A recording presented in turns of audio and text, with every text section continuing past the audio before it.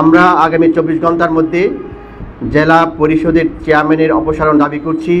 আগামী 24 ঘন্টার মধ্যে যদি মাননীয় প্রধান উপদেষ্টা নবগঠিত পরিষদকে বাতিল না করেন, তাহলে আমরা জেলা পরিষদ ঘেরাও, হরতাল, অবরোধ সহ কঠোর কর্মসূচি দিকে যেতে বাধ্য হব। সদ্য পুনর্গঠিত খাগড়াছড়ি জেলা পরিষদে আওয়ামী দোসর জিনুনা ত্রিপুরাকে চেয়ারম্যান নিয়োগ দেওয়ার প্রতিবাদ এবং উক্ত পরিষদ বাতিলের দাবিতে সাংবাদিক সম্মেলন। প্রিয় সাংবাদিক বন্ধুগণ, আপনারা জানেন বর্তমান অন্তর্বর্তীকালীন সরকার গত 5 আগস্টে একটি গণ অভ্যুত্থানের মাধ্যমে ছাত্র জনতা রক্তের বিনিময়ে গঠিত হয়েছে। এই অভূতপূর্ব অভ্যুত্থান বাংলাদেশে আওয়ামী ফ্যাসিবাদকে উৎখাত করে জনগণের সরকার গঠন করে সকল নাগরিকের অধিকার প্রতিষ্ঠা করতে বদ্ধপরিকর। কিন্তু এরকম সফল অভ্যুত্থানের পরও আওয়ামী দোসররা বিভিন্ন প্রতিষ্ঠানে নিয়োগ পেয়ে এই সরকারের বিরুদ্ধে ষড়যন্ত্রে লিপ্ত। এতে পার্বত্য চট্টগ্রামের জনগণও আতঙ্কিত। তাদের নানা চক্রান্তের বিরুদ্ধে ছাত্র জনতা প্রতিরোধ করছে, তেমনি আমরাও এখানে প্রতিবাদ করছি।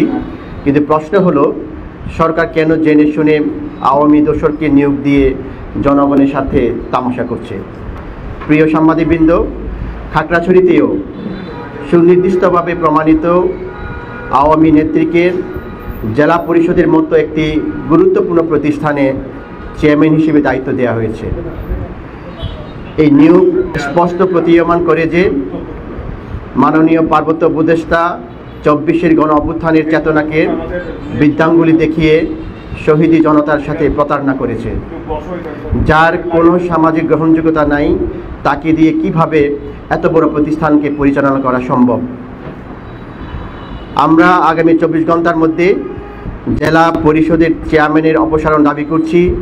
এমনকি যেহেতু এই পুরো প্যানেলটি জেনে শুনে আওয়ামী দোসর চেয়ারম্যানকে মেনে নিয়েছে, সেজন্য আমরা বর্তমান পরিষদকে আওয়ামীপন্থী বলে মনে করি।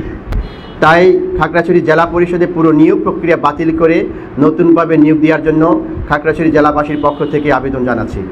সাংবাদিক বন্ধুগণ, আপনারা ইতিমধ্যে সামাজিক মিডিয়ায় এই নবগঠিত পরিষদের চেয়ারম্যানের বিরুদ্ধে নানা সমালোচনাও দেখে থাকবেন।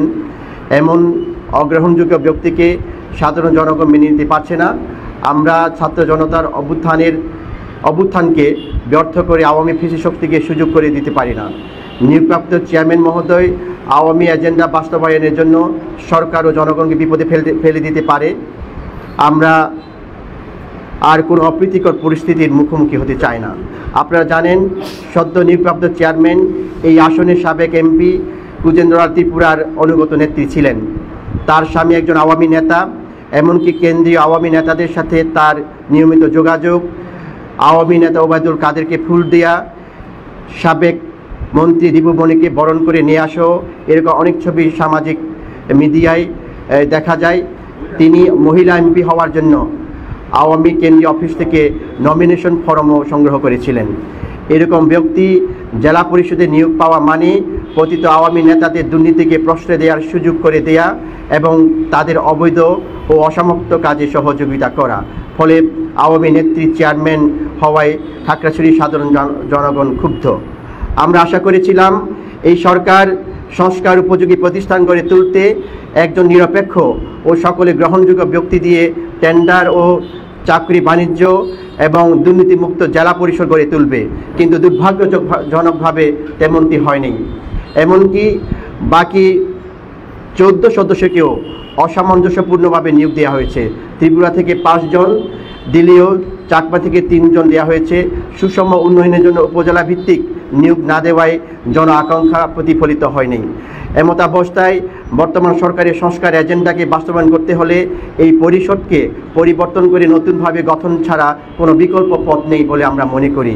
পরিশেষে সংবাদ সম্মেলনের মাধ্যমে জানাতে চাই, মাননীয় প্রধান উপদেষ্টার কাছে আগামী 24 ঘন্টার মধ্যে যদি মাননীয় প্রধান উপদেষ্টা নবগঠিত পরিষদকে বাতিল না করেন, তাহলে আমরা জেলা পরিষদ ঘেরাও, হরতাল, অবরোধ সহ অন্যান্য বিভিন্ন